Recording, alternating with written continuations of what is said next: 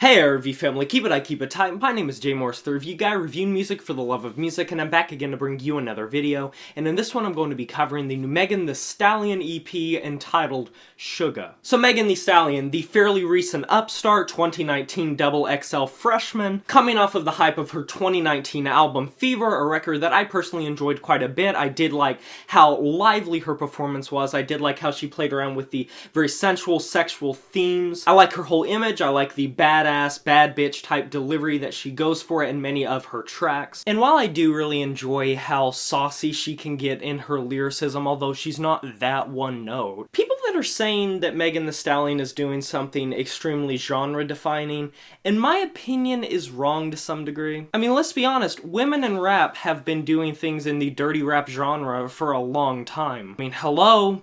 Missy Elliott, Nicki Minaj had a lot of songs like that, and now you have a lot of contemporary artists that are doing it, people like Rico Nasty, Doja Cat, Cupcake. So to really pigeonhole her as this trailblazer for this overtly sexual rap, I don't necessarily agree with that. In many regards, I feel like this EP in particular is not too ambitious compared to Fever. I'm not calling Fever the most groundbreaking release ever created, but in comparison, Suga is definitely more of a straightforward trap record. A lot of these tracks are very quick, and it more so seems like just a little bit of a follow-up, a teaser, a taste tester to let people know that she's still around because maybe she's working on a bigger project. What leads me to believe this is just some general odd choices throughout this record. I mean, while I do enjoy the track Rich, it's only 1 and 36 seconds. It doesn't even have the feeling of an interlude. It's not something that's just supposed to pad out time for a next track. No, this is a fleshed out track. It's just a little underwritten in the sense that I wish it was a bit longer. And even though Megan Thee Stallion is a super capable MC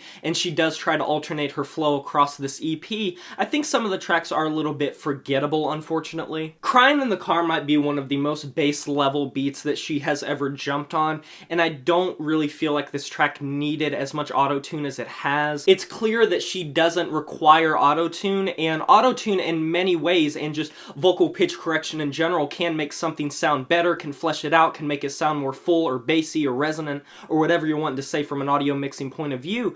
I just don't think it was necessary here. I don't think it added anything to the song, and in fact, with the topic matter and with her flows, I think it might have been even better to just go with her normal vocals and maybe layer on some different backdrops, maybe layer on some different embellishments in the background. Because I won't lie, even though I do enjoy this track, I think the auto-tune is a little bit distracting. And BITCH is a track that has a lot of build-up, that has a lot of power when it does start. It just doesn't have enough power to necessarily match, once again, her lyrics and her delivery. Because for some reason, it almost feels like she's restraining herself a little bit. This record in many ways is what I would point people to if they asked me.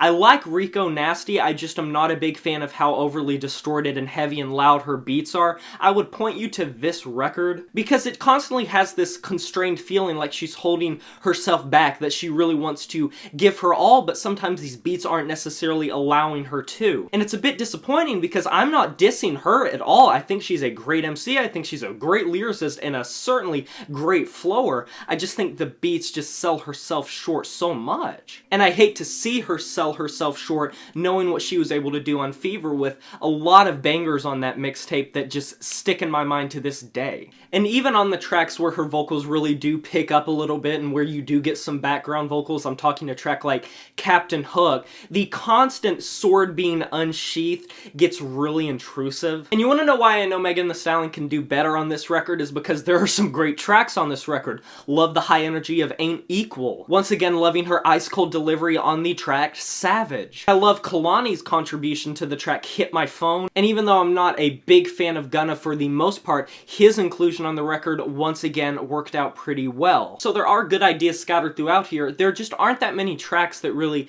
stack up against some of the best off of Fever, and it has nothing to do with this record in particular, more so that I know Megan Thee Stallion can do better from what I've heard from her. Overall, I think her lyrical game is still on point. I think she nails her themes, whether we're talking about the sexual themes, whether we're talking about some of the more emotional themes, whether we're talking about how she flows these things, whether it be a triplet flow or whether it be a little bit slower and a little bit more like close to the mic and intimate. She retains all of her power and all of her finesse that she had on Fever. I just wish the record maybe had a little bit more of a punch. And when she gets fun and goofy, it's when she succeeds the most. Once again, talking about the track Savage, when she gets tongue-in-cheek, it's just, she's unparalleled. So this is not to discredit her in any way, I just think it's an underwhelming project as a whole. Hey, maybe it's just a taste tester, maybe it's just a build-up, maybe she's gonna drop something bigger, who knows.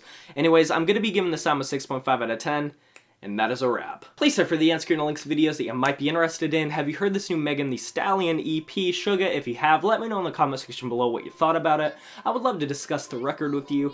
Be sure to like this video if you enjoyed it, subscribe to join the review family today, and smash that notification bell to be notified of my future uploads. You know who it is. My name is J Morris, the Review Guy, and I'm signing off saying farewell. Maybe we could